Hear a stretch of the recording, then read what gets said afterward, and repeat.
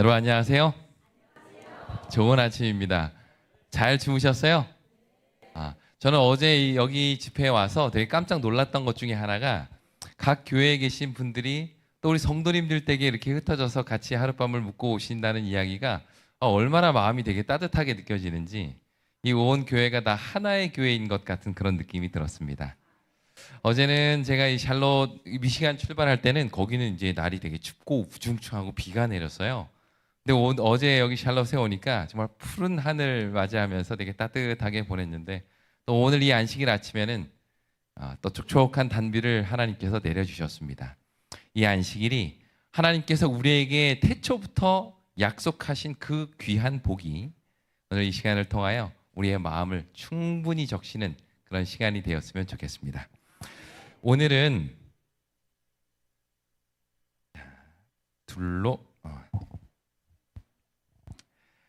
오늘 제목은 둘로 하나 되게 하심이라는 제목으로 같이 좀 말씀을 나누도록 하겠습니다. 우리 찬양 인도하시는 집사님께서 이쪽을 많이 보라고 하셔서 제가 이쪽을 많이 보고 얘기하도록 하겠습니다.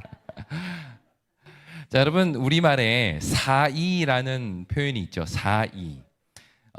저희 예전 그 시골 집 전화번호가 671-424였어요. 네, 좋은 번호죠. 네, 사이라는 거 하면 되게 저에게는 익숙한 단어인데 사이라는 말은 여러 가지 의미가 있습니다. 첫 번째는 보면 이 두 시간의 간격을 나타낼 때 사이라고 해요. 예를 들어 눈, 코, 뜰, 새 혹은 눈, 코, 뜰 사이가 없다라고 할 때 2시간 사이에 간격이 있는 것, 그것을 나타낼 때 사이라는 표현을 또 합니다. 또 공간의 차이를 이야기할 때도 사이라고 이야기를 하죠. 그러니까 미시간과 캐롤라이나 사이가 어느 정도 됩니까? 얼마 안 되더라고요. 비행기 타고 와보니까 저희는 되게 먼 줄 알았는데 우리 사이가 그렇게 먼 사이는 아니더라고요. 네. 이렇게 두 공간의 차이가 있음을 보여주는 것이 이 사이라는 표현입니다. 또 사이를 어떤 간격을 얘기할 때 사용할까요?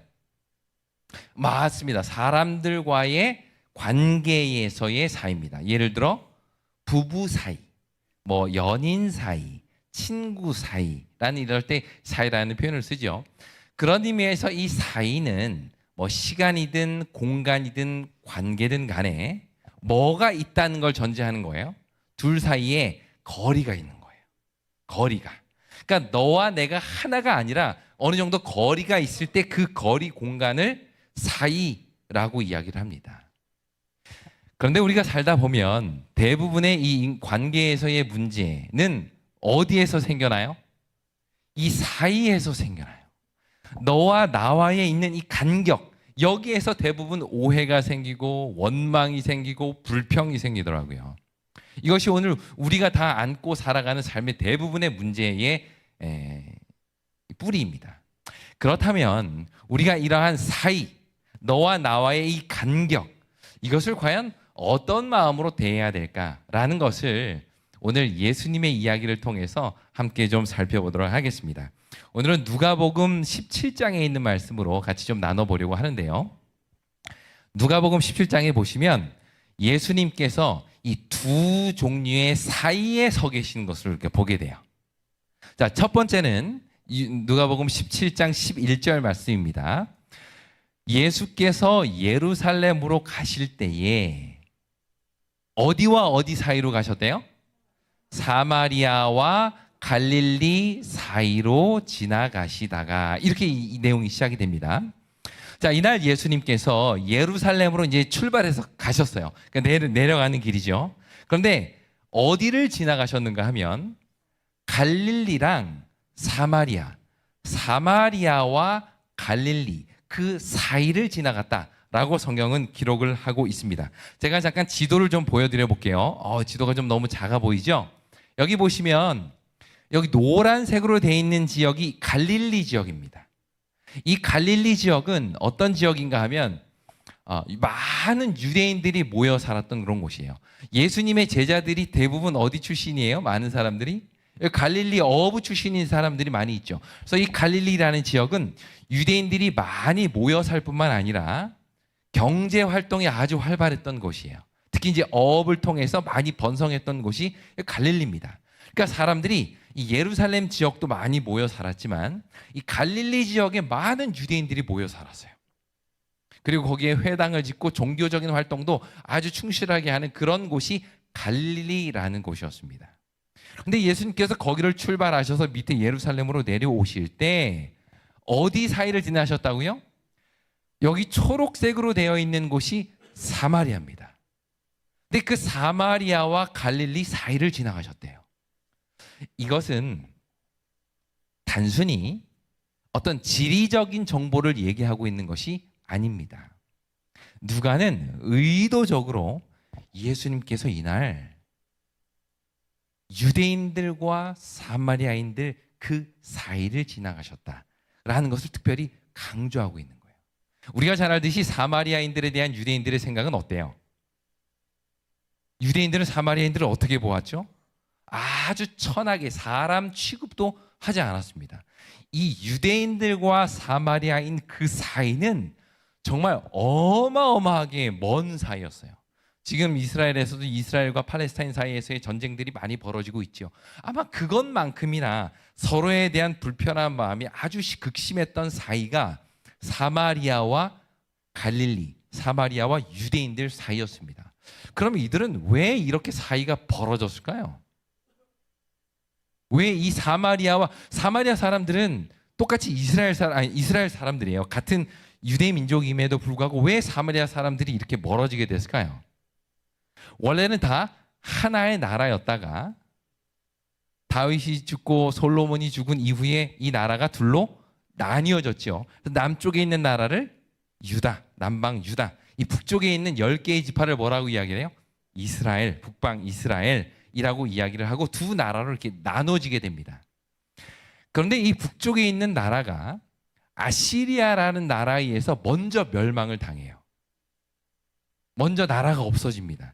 근데 이때 이 아시리아의 나라의 왕이었던 사르곤 2세라는 사람이 어떤 정책을 폈는가 하면, 야, 얘네들 너무 민족성이 강하니까 뭐 해야 되겠다, 좀 민족성을 흐리게 만들어야 되겠다라고 생각하고는 어떤 정책을 피는가 하면 자기 아시리아 사람들을 그 당시 북방 이스라엘의 수도였던 사마리아에다가 많이 이주를 시킵니다.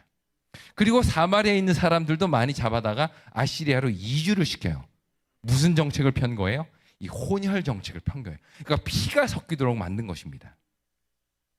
이것을 바라보고 있는 이 남쪽에 있는 유다 사람들은 어떤 생각을 했을까요? 아, 쟤네들은 이제는 더 이상 뭐가 아니야. 더 이상 유대인이 아니야. 더 이상 하나님의 백성이 아니야. 피가 섞였어. 불순한 사람들이야. 더 이상 그들에게는 하나님의 언약과 약속이 의미가 없는 사람들이야 라는 생각을 그들이 그때부터 갖기 시작하는 거예요. 그리고 나서 남방 유다도 바벨론에 의해서 멸망당해서 이 두 나라가 다 없어지게 됩니다. 그러다가 우리가 잘 알듯이 다시 성전을 건축하기 위해서 이 고레스 원년에 유다 사람들이 내려와서 성전을 건축하기 시작하죠. 근데 이때 그것을 보고 있던 사마리아 사람들이 요청을 해요. 무슨 요청을 해요? 야, 우리도 이때를 기다려왔어. 우리도 함께 성전을 지으며 우리 하나의 나라로서 같이 살던 그 나라의 그때의 그 추억을 우리가 다시 한번 회복해 보자 라고 이야기하고 우리도 성전 같이 지을래 라고 온 거예요. 그때 유다 사람들은 어떻게 했을까요? 오, no. 너희들은 피가 섞인 부정한 사람들이잖아. 더러운 사람들이잖아. 어떻게 너희가 성전을 짓고 성전에 예배에 동참해? 그건 불가능해. 오지 마. 막은 거예요. 너희는 더 이상 우리 같은 민족이 아니야 라고 아주 분명하게 선을 그어버린 겁니다. 그러자 화가 나요, 안 나요? 화가 나죠. 그래서 사마리아 사람들이 유대인들이 성전을 건축할 때 그것을 엄청나게 반대를 하고 방해를 합니다. 그리고는 자기네들의 성전이 없으니까 어떻게 해요? 이 그리심산이라는 또 다른 산에다가 사마리아인들이 예배드릴 수 있는 성전을 거기다가 건축해요.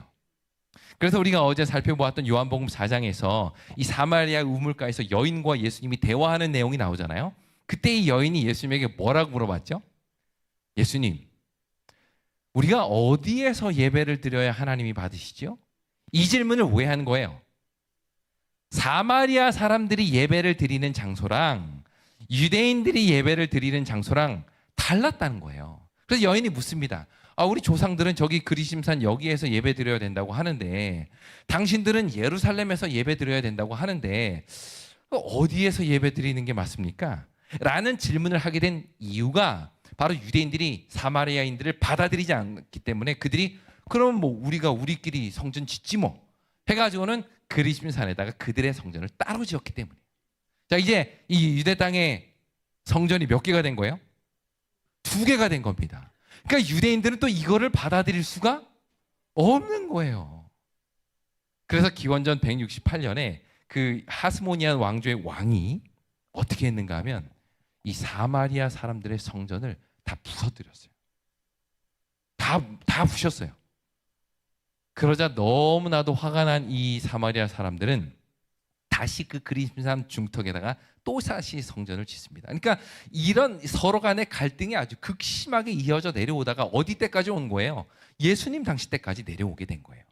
또 한 번은 이런 일이 있었습니다. 그러니까 이때는 AD 6세기에서 6년에서 9년 그 사이니까 예수님께서 나이 한 어릴 때쯤 벌어졌던 사건이에요. 여기 사마리아 근처에 게마라는 한 유대인 마을이 있었는데 거기에서 어떤 일이 벌어졌었는가 하면 살인 사건이 벌어지게 돼요.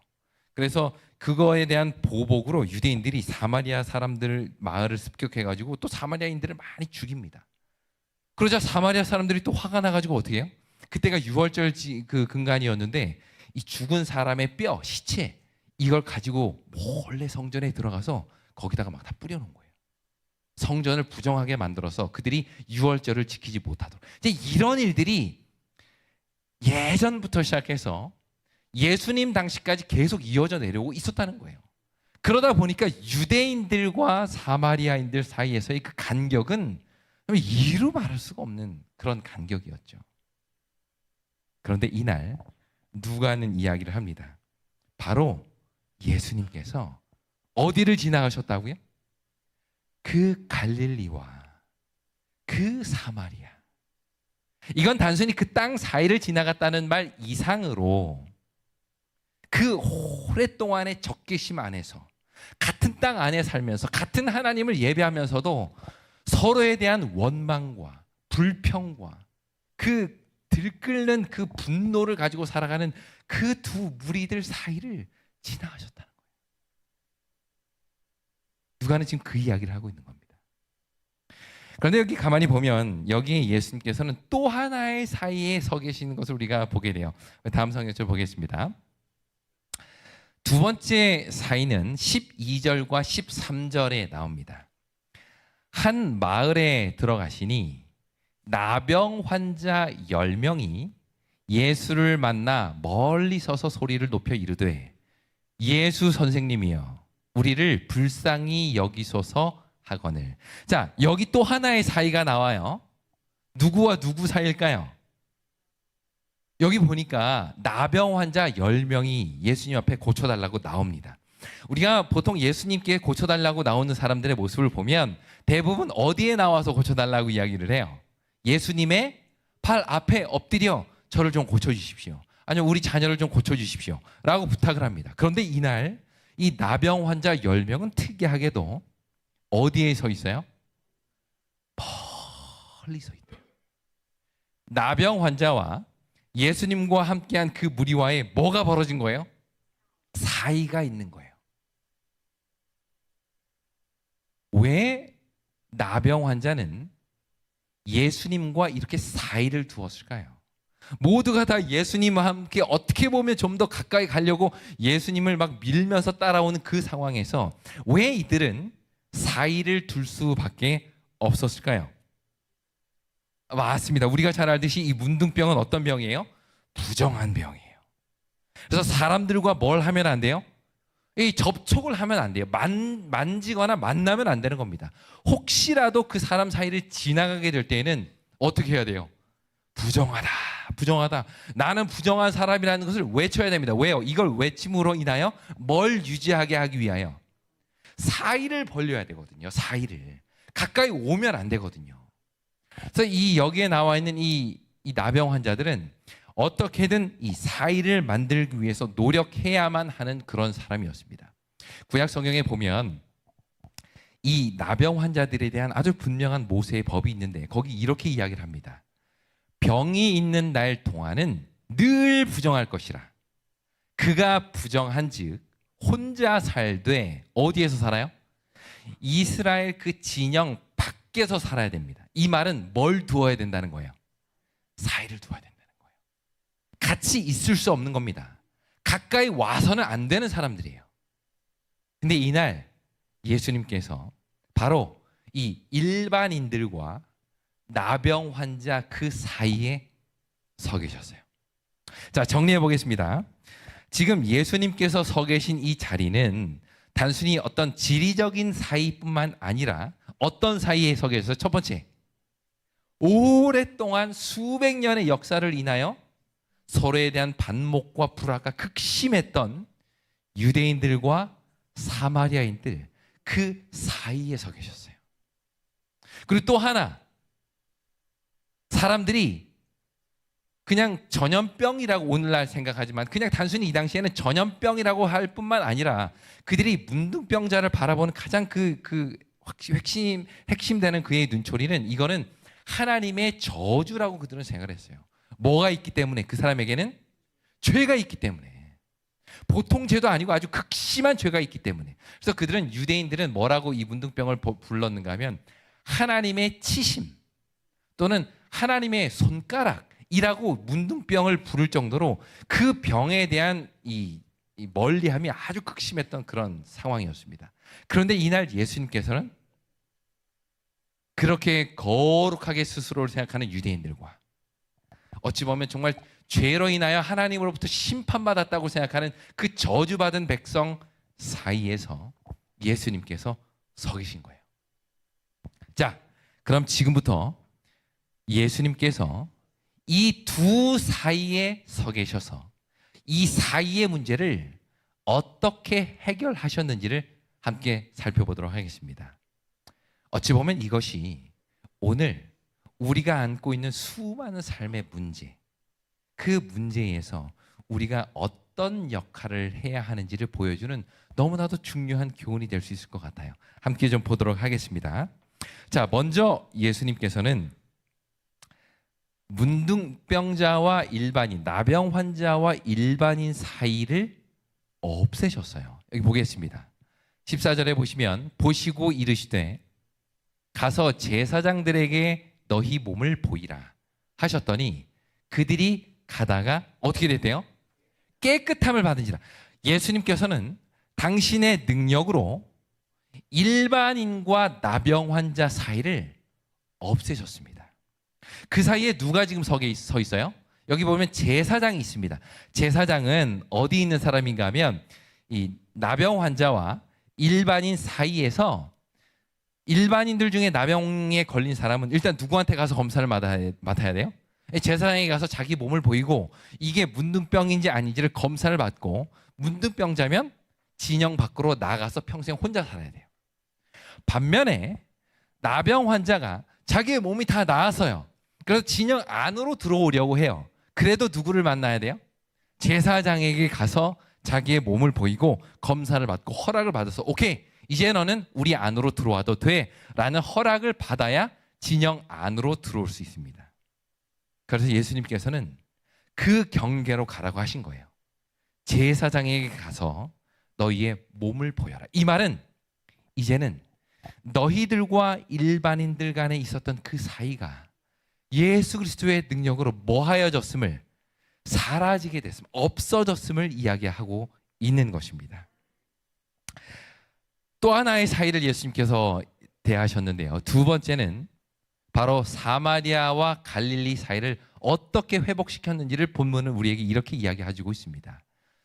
그 중에 한 사람이, 그 10명 중에 한 사람이 누구래요? 자기가 낳은 것을 보고 큰 소리로 하나님께 영광을 돌리며 돌아와 예수 발 앞에 엎드려 감사하니, 자, 그 사람이 사마리아 사람이래요. 왜 누가는 굳이 이 내용을 기록하면서 그 10명 중에 한 명 돌아온 사람이 글쎄 사마리아 사람이었다라는 이야기를 할까요?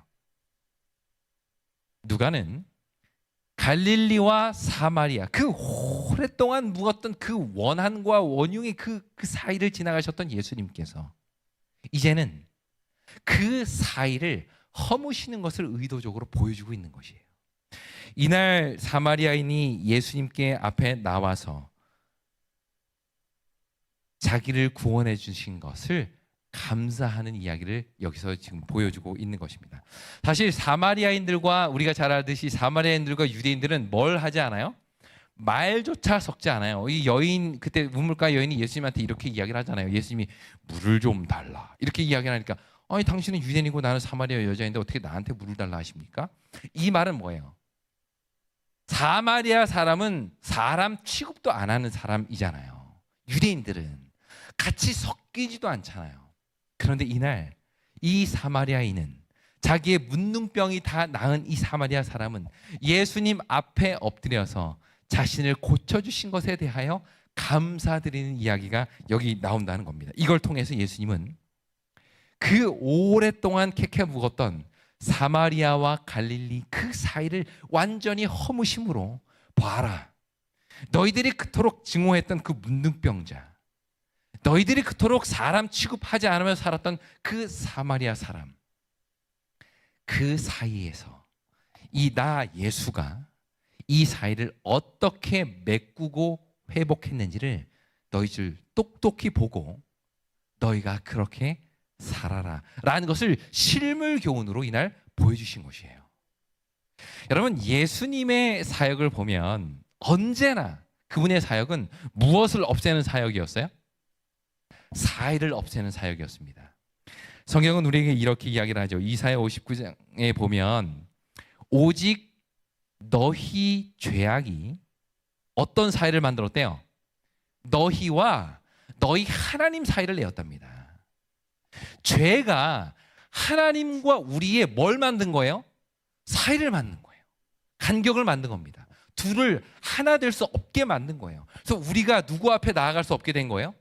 하나님 앞에 나아갈 수 없게 된 거예요. 그런데 예수님께서 이 땅에 오셔서 하신 일이 뭐예요? 그 죄의 문제를 해결하심으로 무엇을 없애셨어요? 우리와 하나님의 사이를 없애신 겁니다. 이것이 예수님께서 이 땅에 오셔서 하신 그러한 일이에요. 그래서 보면 히브리서에서는 이렇게 이야기를 합니다. 그러므로 우리는 긍휼하심을 받고 때를 따라 돕는 은혜를 얻기 위하여 이제는 어떻게 돼요? 은혜의 보좌 앞에 담대히 나아갈 수가 있는 거예요. 뭐가 사라진 겁니까? 사이가 사라진 거예요. 우리의 죄로 가로막아서 하나님 앞에 나아갈 수 없는 우리에게 이 죄의 문제를 해결하심으로 이제는 하나님께 내가 담대히 나아갈 수 있게 됐다고 이야기를 하죠. 이게 예수님의 사역입니다. 예수님께서 이 땅에 오셔서 하신 가장 중요한 사역은 사이를 없애는 거예요. 간격을 없애는 겁니다. 하나님과 우리의 사이를 없애시는 것, 이게 예수님의 가장 중요한 사역이었던 것이죠. 그뿐만이 아닙니다. 예수님께서는요, 십자가를 통해서 어떤 사이를 메꾸셨는가?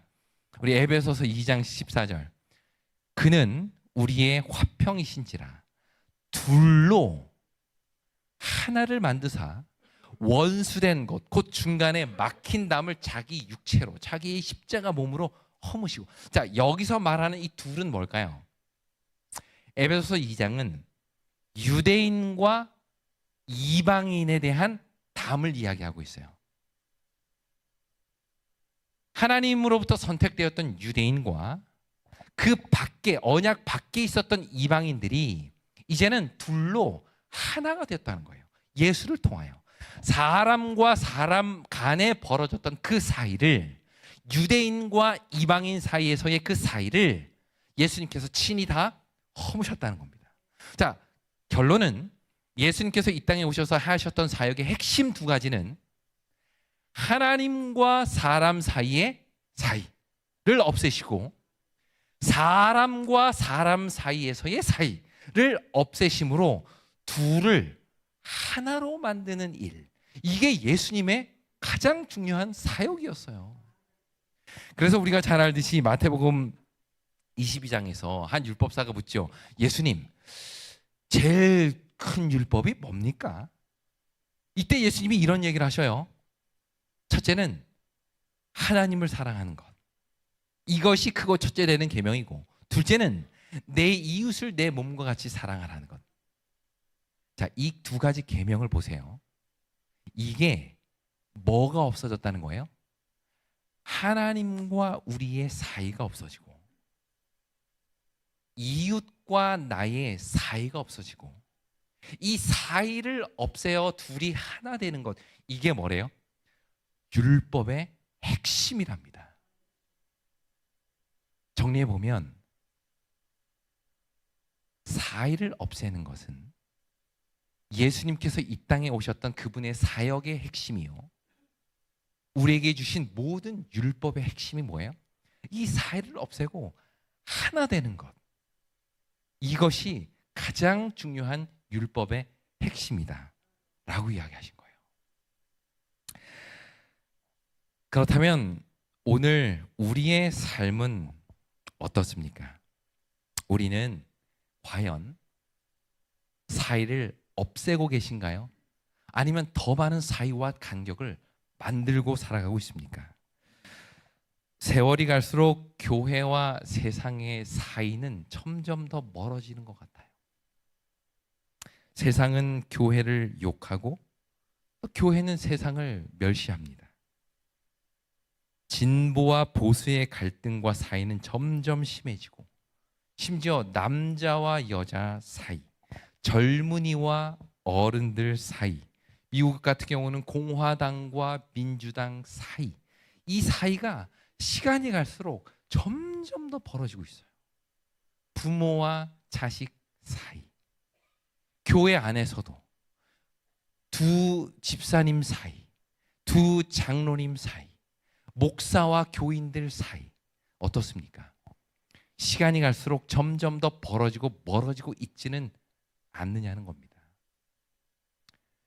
이 아침 예수님께서는 오늘 우리에게 아주 중요한 한 가지 사명을 주셨는데, 그것은 무엇인가?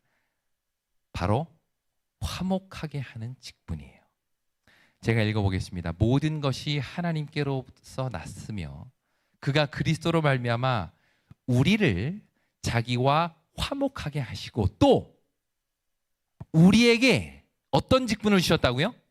화목하게 하는 직분을 주셨다는 거예요. 이 말은 우리의 사명은 사이를 없애고 둘로 하나를 만드는 그 일이 우리가 하는 일이라는 거예요. 우리가 자꾸 다니면서 이 사람에게 이야기하고 저 사람에게 저 얘기함으로 서로 교회 안에서 편을 가르고 사이를 내고 하는 것이 우리의 하는 일이 아니라, 그렇게 만들어진 교회의 각자의 사이를, 간격을, 이 분쟁을 없애는 일, 그게 우리에게 주신 하나님의 사역이라는 것입니다. 우리는 과연 오늘날 살면서 사이를 없애고 사십니까? 아니면 사이를 만들고 계십니까? 내가 옳다고, 내 생각이 바르다고, 저 사람이 틀렸다고 하는 그 생각 때문에 오히려 교회를 좀 더 분쟁으로, 분란으로 이끌고 있는 그 주역에 내가 있지는 않습니까? 예수님께서는 우리에게 사이를 없애는 것이 우리의 사역이라고 말씀하세요. 예수님께서 이 땅에 오셔서 하신 그 중요한 사역, 예수님이 친히 율법의 핵심이 이거야 라고 말씀하신 그 사역, 그것은 아무리 내가 옳다 생각해서 사이와 간격을 낸다 할지라도 예수님이 이 땅에 오신다면 내가 만들어낸 그 사역, 다시 하나 되게 하신 그 일을 예수님께서 하실 겁니다. 그분이 우리에게 말씀하셔요. 화목하게 하는 직분이 바로 너희에게, 오늘 저와 여러분에게 주신 사역이라고 말이죠. 이것을 우리는 기억하고 우리가 예수님께서 하셨던 것처럼 사이를 없애고 서로를 화해시키고, 내가 먼저 가서 화해의 악수를 청하고, 이 교회가 그리스도 안에서 온전히 하나 되는 그러한 역사가 있게 되기를 간절히 바랍니다. 그런데 말이죠, 이날 예수님께서 이렇게 두 사이에 서셔서 사이를 다 없애셨는데 이날 본문을 보면 없던 사이가 하나가 생겨나요.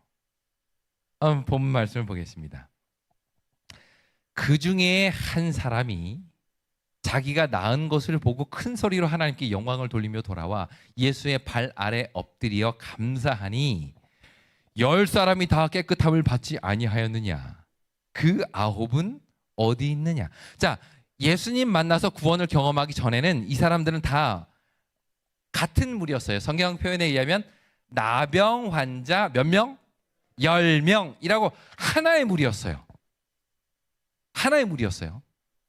그런데 예수님을 만나서 깨끗함을 받은 이후에 이 무리가 둘로 나뉘어집니다. 어떻게 나눠져요? 감사하지 않고 돌아간 9명과 예수님께 감사하기 위하여 돌아온 1명이 분명하게 나눠지는 것을 우리가 보게 됩니다. 아이러니하죠? 예수님께서 우리에게 분명히 사이를 없애고 하나 되게 해야 되는 것, 우리에게 주신 분명한 사역입니다. 그러나 동시에 예수님께서 이 땅에 오셔서 사이를 없애셨을 뿐만 아니라 사이를 낸 것이 있어요. 그게 뭘까요? 감사하는 삶과 감사하지 않는 삶. 하나님께 영광을 돌리는 삶과 그렇지 않은 삶. 분명히 나누라는 거예요. 감사하는 삶, 하나님께 영광을 돌리는 삶, 이것이 결국은 나눠지게 될 것이에요. 예수님께서 이 땅에 재림하실 때도 마찬가지입니다. 예수님께서는 모든 장벽, 죄의 모든 장벽, 사람들 간의 모든 불화의 장벽, 그것을 다 무너뜨리기를 원하시지만 결국 예수님께서 이 땅에 오셨을 때에는 두 무리의 나눠짐이 분명하게 생길 거예요. 양의 무리와 염소의 무리, 구원받을 무리와 멸망하게 될 무리들, 나눠지게 될 것이에요. 오늘 우리는 어느 편에 서 있습니까? 우리는 과연 어떤 사이를 벌리고 어떤 사이를 없애고 있습니까? 오늘 예수님께서 우리에게 중요한 한 가지 사역은 바로 하나님과의 우리의 관계, 또 사람과 사람 사이에서 이 사이의 관계, 이것을 철저하게 없애고 무너뜨리는 것, 이건 우리에게 맡겨주신 중요한 사명이에요. 그러나 우리의 삶 가운데서 거룩한 것을 구별하고 감사와 불평 가운데 불평을 구별하여 감사로 우리의 삶의 무게를 중심을 두고 선과 악의 사이를 구별하고 순종과 불순종을 구별하고 이러한 삶을 살기를 우리에게 요구하고 계심을 우리가 오늘 이 내용을 통해서 볼 수가 있는 것이죠. 이날 예수님께서는 정말 오랫동안 캐캐 묵었던, 여전히 예수님 이 시대에도 여전히 이 갈등과 분쟁이 심해져 있었던 그 두 무리들 사이에 서셔서 그 둘을 완전히 하나 되게 하셨어요. 이것이 오늘 우리에게 요청하시는 우리의 사역입니다. 우리가 우리의 가정에 있음으로 인하여 오랫동안 무너졌던 그 친족들 간의 관계가 다시 회복이 되고, 여러분 한 사람 개인을 통하여 오랫동안 있었던 이 교회의 갈등, 성도들 간의 갈등이 하나가 되고, 목회자와 성도들 간의 갈등이 봉합이 되고, 그래서 예수님께서 그 사이에 서셔서 둘로 하나가 되게 하신 그 일이, 그 놀라운 은혜가 오늘 우리의 가정에, 우리의 일터에, 우리의 교회에 있게 되기를 간절히 바라면서 오늘 말씀을 마치겠습니다.